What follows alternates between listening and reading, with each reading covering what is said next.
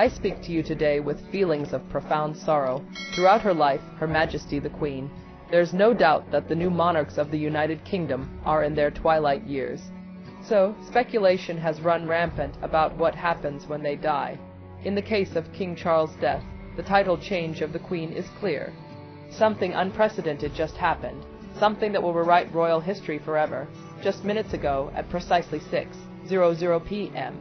On October 25, 2025, Buckingham Palace released a statement that sent shockwaves across the globe. King Charles has officially revoked Queen Camilla's royal titles. Yes, you heard that right. The woman who stood beside him through decades of scandal, who finally wore the crown she waited half a century for, Queen Camilla, will be crowned. May thy servant Camilla, who wears this crown, be filled by thine abundant grace, has been stripped of everything. No longer Queen Consort, no longer Her Majesty, just Camilla, Duchess of Cornwall, a title that now feels more like a punishment than an honor. The announcement came without warning. No press conference, no royal address, just a single-page document bearing the king's seal delivered to news agencies worldwide. The words were clinical, cold, and devastating. By order of His Majesty, the title of Queen Consort is hereby withdrawn. This action upholds the integrity and honor of the British crown. Within seconds, the news erupted everywhere. Breaking news alerts flashed across millions of screens. Social media exploded, hashtags trended instantly, and outside the palace gates, crowds began to gather, some in celebration, others in absolute disbelief. But here's what makes this truly explosive. This isn't just about titles or protocol.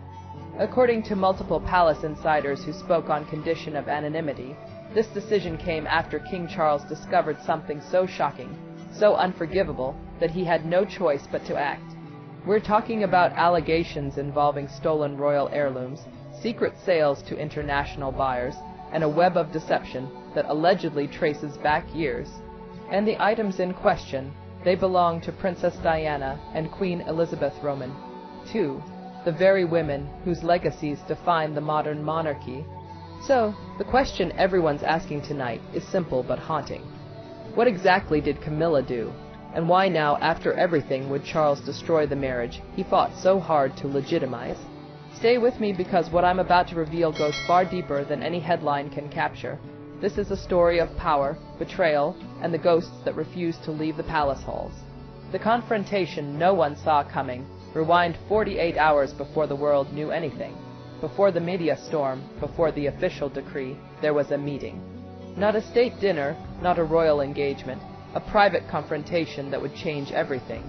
Sources inside Highgrove House described what happened that evening as nothing short of volcanic.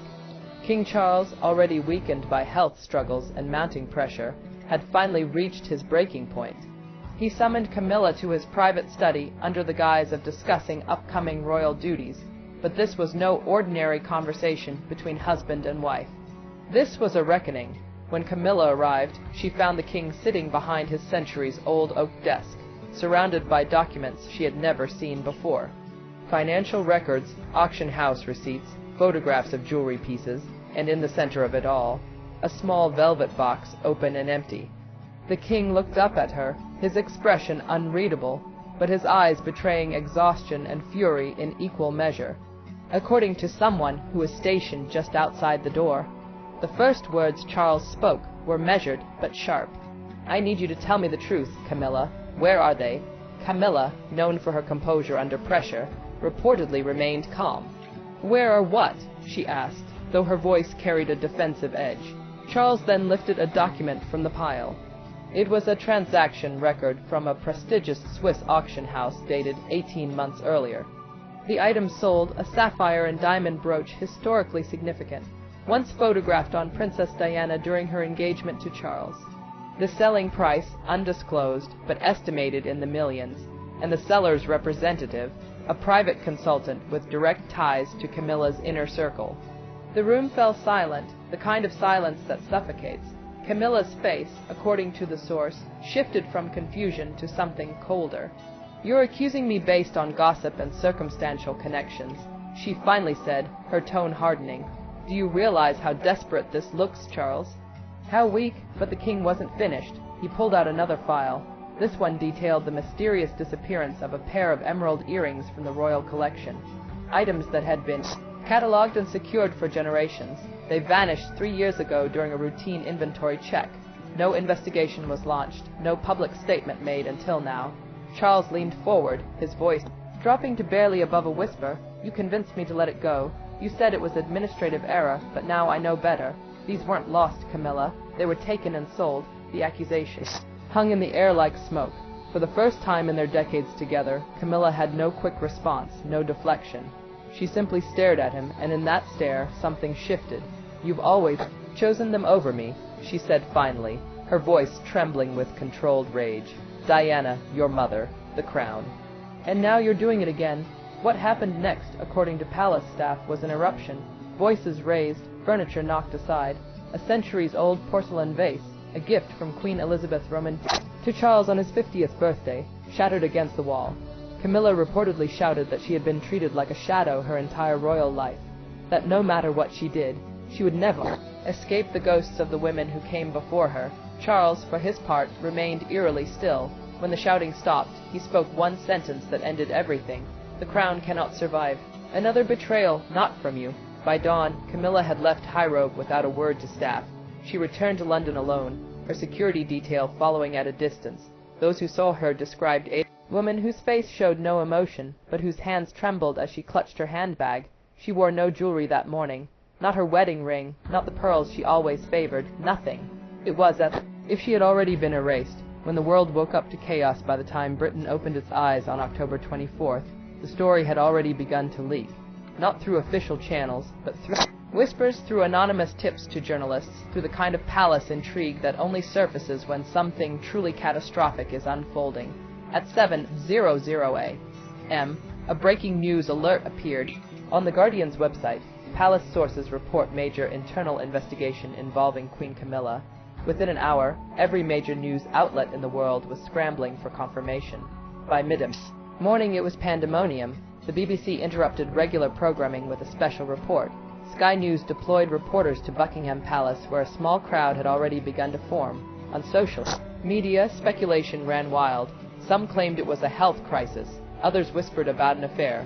But the most persistent rumor, the one that kept resurfacing across forums and comment sections, involved missing royal jewels and Camilla's potential involvement. Hashtags like #CrownInCrisis and #Justice for Diana began trending globally, even though no official statement had been made yet. Inside Kensington Palace, Prince William and Princess Catherine were reportedly caught completely off guard. According to a senior aide, William received a call from his father's private secretary around 8:30 a.m. The conversation was brief, but its contents were earth-shaking. "Your stepmother's titles will be revoked by evening," the secretary informed him. "His Majesty wanted you to know." Before the announcement, William, known for his measured responses even in crisis, simply asked, "Is there any way to prevent this?" The answer, it seems, was no. The decision had been made. The wheels were already in motion. Catherine's reaction was more emotional. Sources close to the princess described her as visibly shaken. Not because she had any particular affection for Camilla, but because she understood what this meant for the institution itself. "This will define Charles's reign," she reportedly told William, and not in the way he hoped. That afternoon, Catherine made a public appearance at a children's hospital in Surrey. Kate Middleton made an appearance to open the redeveloped children's center at the hospital, and she was greeted by fans outside.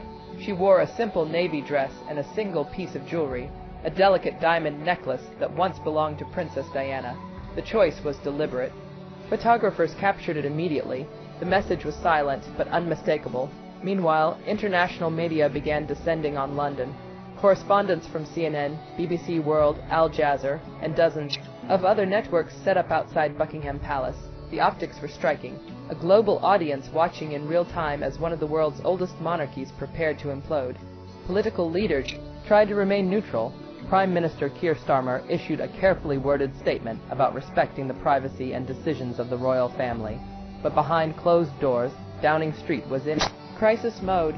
"This isn't just a scandal." One government official was quoted saying, "This is a constitutional earthquake." By late afternoon, the palace could no longer hold back the tide. At 5:45 p.m., a brief statement was released to the press. A formal announcement regarding Her Majesty Queen Camilla will be made at 6:00 p.m. Those 15 minutes felt like an eternity. News anchors speculated live on air. Bookmakers in London started taking bets on whether she would be stripped of her title or merely suspended from duties, and outside the palace the crowd swelled to thousands, a mixture of Diana loyalists, royal watchers, and curious onlookers, all holding their breath.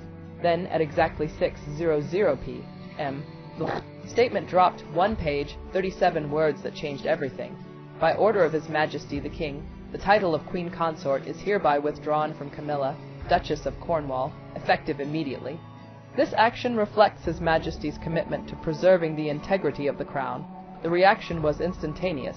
Cheers erupted outside the palace. Tears flowed.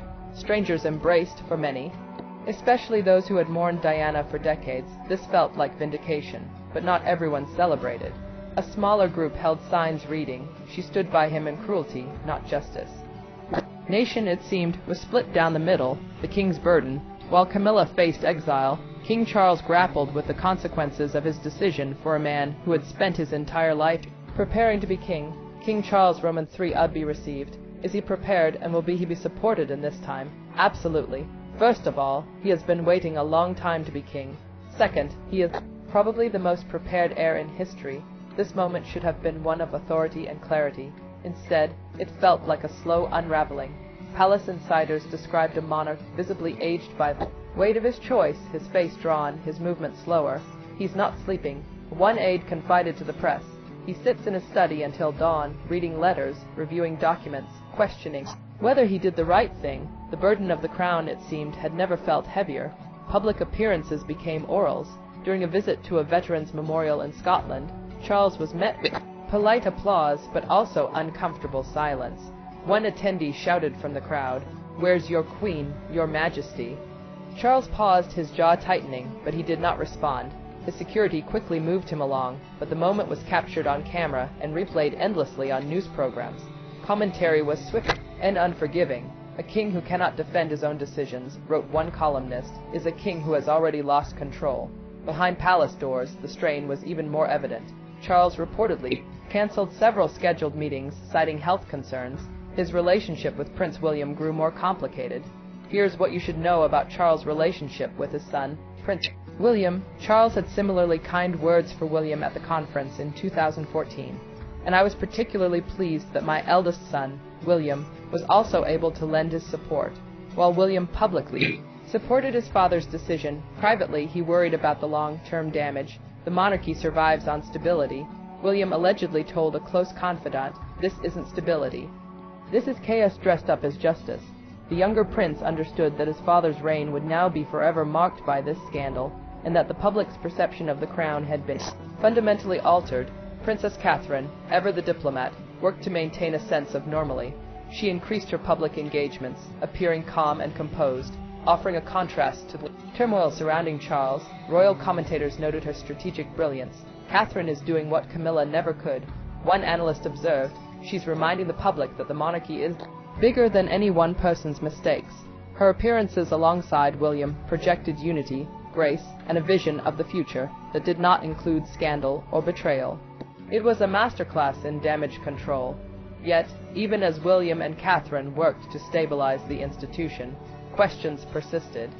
Was the evidence against Camilla truly damning? Or was this a political maneuver to rid the monarchy of a figure the public never fully accepted? Legal experts weighed in, noting that no formal charges had been filed, no criminal investigation announced. If there was genuine wrongdoing, one barrister told the BBC, we would expect legal proceedings, not just a royal decree. The absence of legal action fueled speculation that the decision was as much about public relations as it was about justice. International leaders offered carefully worded statements. President Donald Trump, never one for subtlety, remarked during a press briefing, "Kings have to make tough calls. Sometimes you have to cut losses. I respect that." Meanwhile, leaders in Commonwealth nations watched nervously, aware that the scandal could reignite debates about the relevance of the monarchy in the 21st century. In Canada, Australia, and New Zealand, Republican movements saw an opportunity. This is exactly why we need to move beyond inherited power. argued one Australian activist. No elected leader could survive this kind of scandal without facing real accountability. Back in Britain, the palace attempted to project strength. Official portraits were updated. Camilla's image was quietly removed from royal websites. Monograms bearing her initials were replaced. The royal household moved with surgical precision, erasing her presence as if she had never been queen at all. But the scars remained. Charles knew that history would judge him not just for his decision, but for how he arrived at it.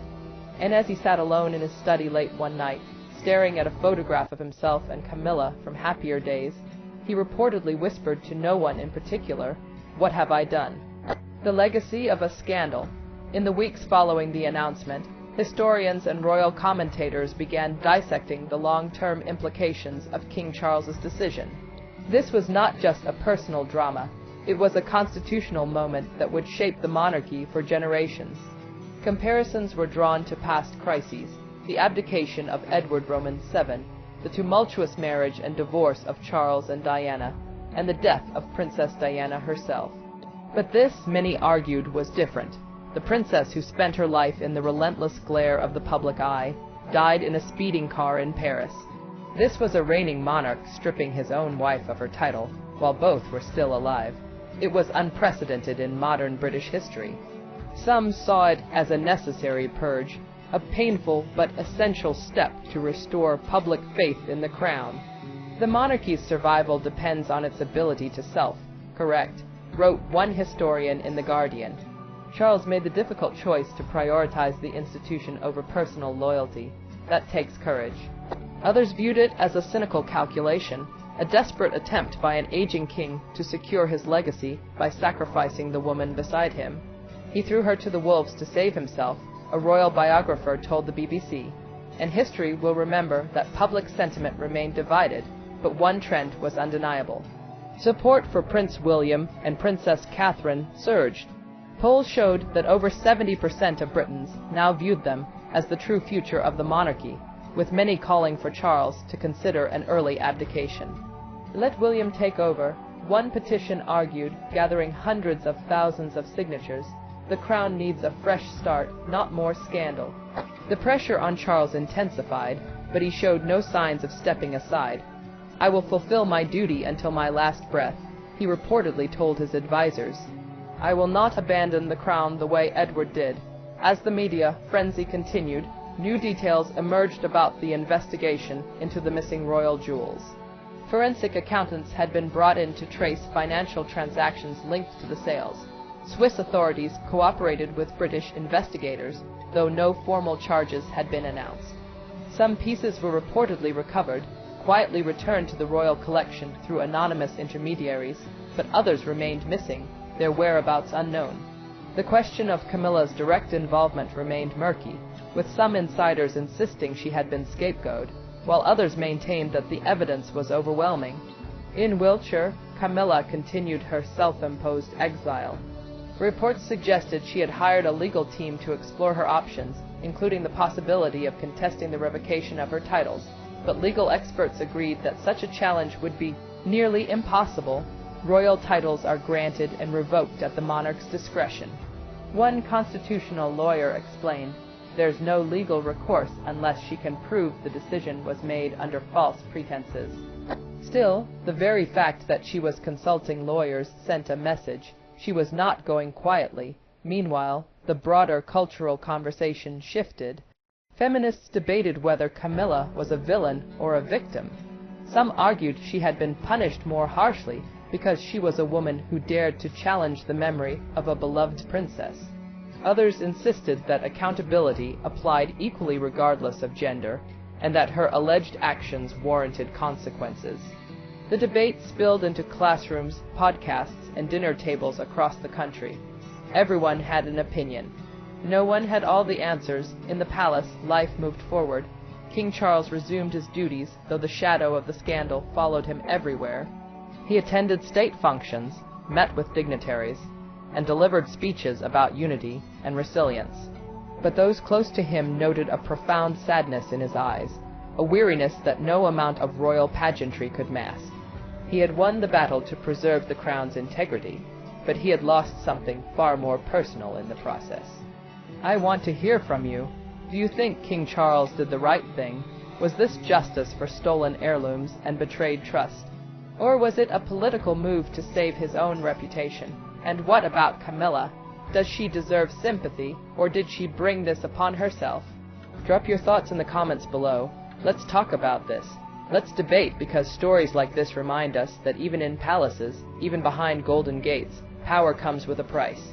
And sometimes that price is everything. If you found this story as gripping as I did, hit that like button, share this video, and subscribe for more deep dives into the world's most compelling royal dramas. And in that moment, it was absolutely noticeable to those people who've been excluded from the coronation that nobody, let alone Kate, curtsied to Queen Kim. The Queen appeared thrilled as she was presented the doll during a reception for women of the world at Buckingham Palace. She was given the miniature version of herself, dressed in the same outfit, in recognition of her work as the organization's president. A shockwave faced by the whole world when a series of unsettling events happened inside the palace. Queen Camilla, who broke down into tears on live television, announcing her resignation with shocking words, is putting the royal palace on the edge of destruction. But what really made Queen Camilla so disappointed as she leaves the place she desperately wanted her entire life? Was it her own health issue, King Charles's declining health, or Diana's everlasting legacy, which puts pressure on her shoulders?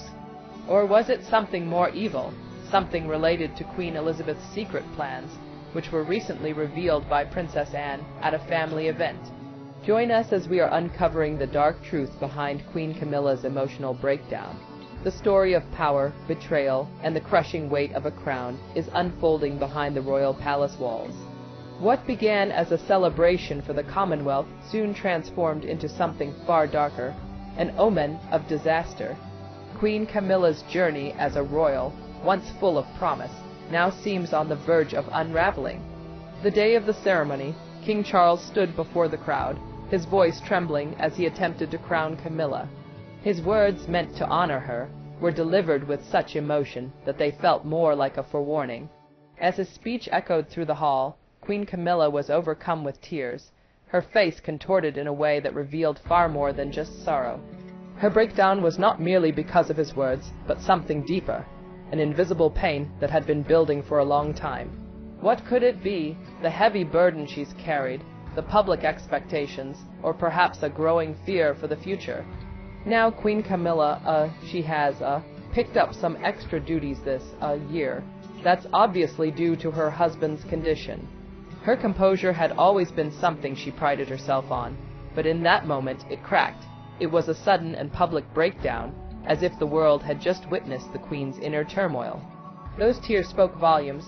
They weren't just for the ceremonial words of her husband, but for the intense, hidden struggles she faced. Some insiders believe that her emotional collapse coincides with the deterioration of King Charles's health. Confidential reports suggest that his cancer has taken a turn for the worse, and that it's not just a medical issue, it's a royal crisis. As Charles's health continues to decline, the royal family is forced to make difficult decisions. Queen Camilla, who has been by his side through thick and thin, now finds herself in a position where her support can no longer shield her from the cracks forming around her. Her role is more fragile than ever, and people are noticing. Her tears are no longer just a sign of personal grief, but a reflection of the immense pressure she is under. Experts watching her every move note that her emotional breakdown isn't the only thing raising alarms. Camilla's absence from key events and her sudden withdrawal from public life are sending shock waves through royal circles. She left one such event before it had ended, causing concern over her health and the security of the monarchy itself. The weight of the crown is a heavy burden for anyone, but it seems to be especially crushing for Camilla. As tensions rise between the old guard, the loyal supporters of tradition, and the new generation led by Princess Kate Middleton and Prince William, the monarchy is on the brink of change. The younger royals are pushing for modernization, which seems to be creating a rift. Camilla, often vocal about her diminishing role in the monarchy, feels the pressure mounting as the modern world collides with the old ways. Princess Anne, always known for her loyalty to the crown, was reportedly shocked by Camilla's reaction to recent royal decisions. Insiders claimed that during a tense confrontation at Balmoral, Princess Anne took a stand and questioned whether the monarchy should evolve, which would inevitably reduce Camilla's power and influence. Behind closed doors, personal conversations are leaking, and it's clear the palace is in turmoil. Royal watchers are alarmed by Camilla's absence from several high-profile events, with officials citing minor health issues as the cause. However, it's becoming increasingly apparent that the Queen is retreating from public view. She's limiting her appearances and shrinking her circle of trusted confidants. This shift has fueled speculation that Camilla is struggling in ways no one outside the palace truly understands. For years, Queen Camilla has fought to maintain her position and live up to the impossible standards set by her predecessor, Princess Diana. The comparison between the two women has always haunted her. So, a big day of pomp and policy is underway back in my home country of Britain. This is where King Charles Roman III delivered a speech at the official opening of the new session of Parliament. Diana's charitable legacy continues to grow with each passing year, cementing her place in the public's heart. As Camilla tries to establish her own legacy, the shadow of Diana looms large, and it's become unbearable for her. A close friend of Camilla's has even admitted that the constant comparisons with Diana have been a source of deep personal pain for the Queen. The friend revealed that Camilla, despite her best efforts, has always felt as though she is competing with Diana's unmatched popularity. A competition that only grows more intense as Diana's image continues to shine brighter in the public eye. Adding fuel to the fire, there's William, Diana's son, who has captured the hearts of the public with his effortless charm and mental health advocacy. His reputation is pristine, and the public seems to love him. He has gained widespread acceptance, and his approachable nature has earned him a place in the hearts of the people, something that Camilla has struggled to achieve. Her more traditional, sometimes harsh approach to royal duties has never been as warmly received by the public. While William's popularity continues to rise, Camilla finds herself stuck in a battle with an unrelenting past, one that she can't escape. The psychological toll on Queen Camilla is becoming more and more evident. Every time she steps into the public eye, the media watches closely, scrutinizing every movement, every gesture, searching for signs of weakness. Her efforts to connect with the younger generation have not gone unnoticed, but they are rarely as successful as she would hope. During a recent event, Camilla attempted to engage with young beneficiaries, but her efforts were compared to the charity work of Diana, and her attempts fell short in the eyes of many. The comparisons were unavoidable, and the public was quick to make them. This constant scrutiny has left Camilla feeling isolated. She withdrew from attending several high-profile events, citing minor health issues, but it's clear that there's more going on beneath the surface. Her absence from these events has raised questions about her well-being, and many are beginning to wonder if the pressure is simply too much for her to bear. We know that the Queen has been unwell for a number of days. Earlier this week, she was supposed to join the King for a reception at Buckingham Palace for medalists from the Paris 2024 Games, and she missed that. And now we understand that she's going to miss remembrance events. The BBC celebration of Princess Diana's legacy has left Queen Camilla feeling utterly broken. Insiders reveal, behind palace walls, she spends hours alone in her private room, watching documentaries and old footage of Diana, trying to understand what made her so beloved by the public. She watches the scenes unfold over and over, analyzing every moment, every smile, every act of charity that won Diana the people's hearts. But for Camilla, it always ends in tears. The comparison is unbearable. She can't escape the harsh truth that the public will never accept her in the same way. The weight of Diana's enduring popularity seems to crush her spirit, leaving her alone in her grief. The cracks in the royal facade grow deeper when King Charles expresses growing concern over Camilla's continued closeness with her ex-husband, Andrew Parker-Bies. Insiders say Charles is irritated by their joint appearances at public events where their body language tells a different story, one of tension. Experts suggest that the emotional distance between Charles and Camilla has been widening for some time now. It reaches a breaking point when at one public event, Andrew bows down to Camilla in a gesture of respect, a move that doesn't go unnoticed by Charles. The king, visibly uneasy, becomes more aware of Camilla's frankness and comfort with her ex-husband, which creates a rift in their relationship. Charles grows increasingly distant, and the tension in their marriage becomes more apparent to those who are closest to them. Camilla, feeling the strain, retreats even further into herself. She limits her appearances and spends more time locked away in her private chambers, excluded from family dinners and key discussions about the monarchy. When they were here in both Camilla and Charles, when he was still prince, of course, it was back in 2012. I had to cover it for the ABC one of their visit. Royal staff begin to worry as they notice Camilla's isolation growing. Sophie, Duchess of Edinburgh, once a close ally of Camilla's, now seems tense and distant, as if the bond between them has quietly unraveled. The Queen Consort has become a shadow of her former self, and those around her are beginning to question whether the pressure is simply too much to bear. Camilla's absence from informal family gatherings only deepens the worry. She spends little time with her children or grandchildren, choosing instead to remain holed up in her own house for days on end. Her once vibrant presence in the palace is now a distant memory, replaced by a cold silence that signals a deeper breakdown. This isolation is a loud, unspoken cry for help, but it goes unnoticed by many. Just when it seems like things couldn't get worse, another shock wave hits the palace. Princess Anne, known for her loyalty to the crown, makes a revelation that could further shatter Camilla's already fragile image. Anne speaks of Queen Elizabeth's vision for the monarchy, and it sends ripples through the royal family. The Queen had always believed in Catherine, now Princess of Wales, and saw in her all the characteristics necessary for a modern monarchy. Queen Elizabeth's plan had been clear. Catherine was destined for a greater role, one with more responsibility, even before William was set to become king. Camilla listens to the revelation in disbelief, her heart sinking as she realizes what it means. Her worst fears are confirmed. Queen Elizabeth had been grooming Catherine for a specific purpose, and it wasn't just a matter of chance. Camilla's role in the monarchy, once assured, now feels tenuous. The thought that Catherine, with her fresh and modern approach, was being prepped to take on more responsibility, left Camilla uneasy and deeply distressed. She had worked so hard to build her own identity and reputation, only to discover that her place in the monarchy may have always been secondary. The king's health could be worse than we think, the fact that Tom has said he's going to Christmas. In the past, he's usually spent it with his sister. Camilla, sometimes in the afternoon, has driven from Sandringham down to London. In the midst of this, more details about Queen Elizabeth's plans begin to surface.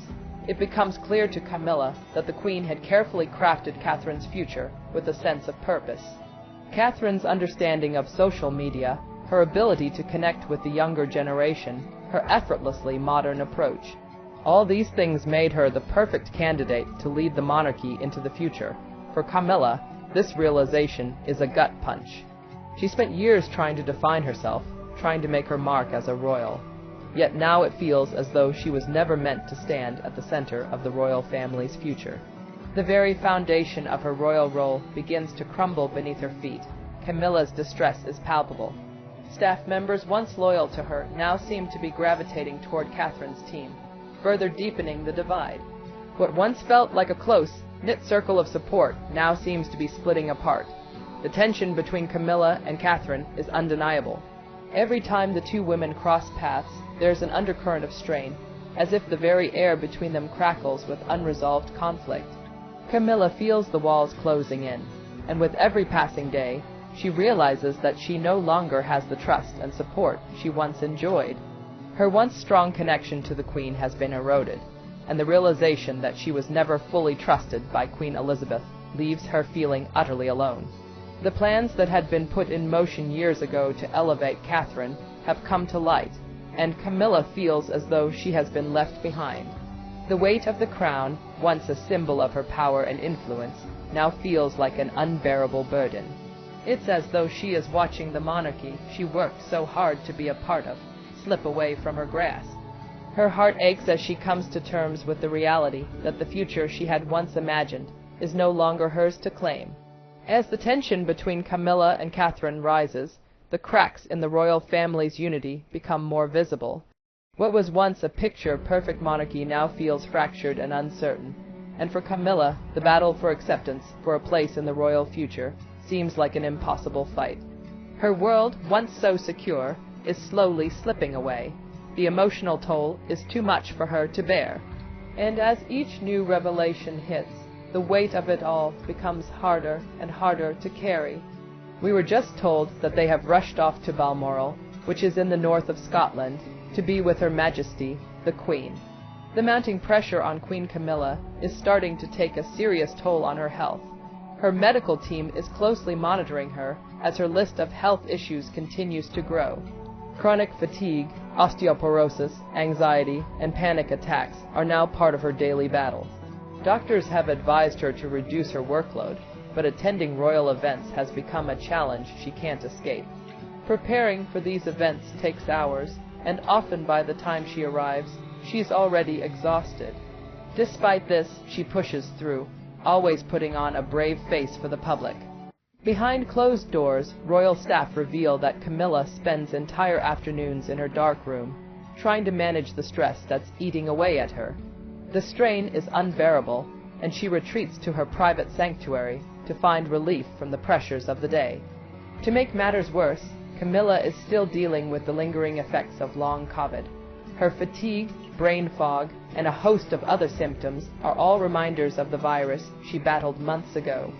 Her medical team believes these ongoing symptoms are long-term side effects, making her daily life even harder to navigate. At public events, her deteriorating health has become painfully evident. Those who watch her closely have noticed her struggle to stay focused. She often seems drained, unable to maintain her usual composure. Her reliance on written notes has become a crutch, and it's clear to anyone paying attention that she's not the same vibrant woman she once was. But she presses on, always standing beside her husband, King Charles, supporting him through his own health battles. It's a crushing weight on Camilla's shoulders, trying to maintain her role as a supportive wife while her own body is failing her. She's caught between her husband's struggle with his declining health and the overwhelming pressure of being the queen consort. The stress is mounting, and it's clear that she needs time to rest and recover. But there's no time for rest in her royal life. As Camilla's health worsens, royal officials are faced with a decision that could change the monarchy forever. Behind closed doors, the debate grows heated. Senior members of the royal family urge King Charles to be more understanding, to give Camilla the space she desperately needs. But the team surrounding Prince William is pushing for a bold new direction, one that may not include Camilla in the same capacity. We've had a short statement from Buckingham Palace confirming the Queen's condition. It simply reads, Her Majesty the Queen is currently unwell with a chest infection, for which her doctors have advised a short period of rest. The tension between the two factions is palpable, and the future of the royal family seems uncertain. In the midst of all this, a senior royal staff member reveals something devastating. Camilla, in a rare moment of vulnerability, is found crying, her body trembling in her private room. She's staring at old photos of herself, happy times before all the pain and pressure took hold of her life. Her once calm, composed demeanor has been shattered, and she seems lost, uncertain of what the future holds. The grief that's been building for years has finally overwhelmed her, and she can no longer keep up the charade. The breaking point comes at a children's hospital ceremony, where Camilla is expected to cut the ceremonial ribbon. Her hands shake uncontrollably, her anxiety palpable, and she's seen relying on her medication to steady her nerves. Her health is no longer something she can hide, and it's becoming impossible to maintain her royal duties. Everyone around her is noticing the toll it's taking, and the whispers are growing louder. Inside the royal palace, Camilla sits with King Charles in a private discussion. Her voice trembles as she speaks, filled with grief and the weight of years of stress. "I can't take it anymore," she says, her words raw with emotion. The pain of her health issues, the pressure of her role, and the years of living in Diana's shadow have finally caught up with her. It's too much to bear, and she knows she can't continue down this path. Camilla's decision is made. She will step down.